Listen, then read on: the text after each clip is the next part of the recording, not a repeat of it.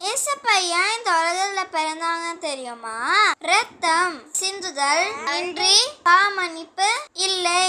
எபிரேயர் 9:22 என்ற இறைவசனத்தின்படி பாவமன்னிப்பு பெறுவதற்கு ரத்தம் சிந்த வேண்டும். ஆனா யாருடைய ரத்தம் சிந்தப்படணும் தெரியுமா?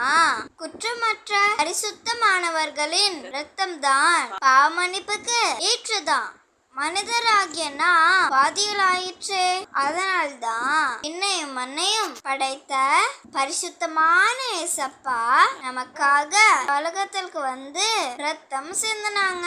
அப்படிப்பட்ட உன்னதமான ஏசப்பா இந்த உலகத்திற்கு வந்த இந்த சிறப்பான நாள்ல கொண்டாடுகிற நாம் ஏசப்பா நமக்கு செஞ்ச தியாகங்களை நினைத்து ஏசப்பாவை ஒவ்வொரு நாளும் மகிமைப்படுத்துவோமா?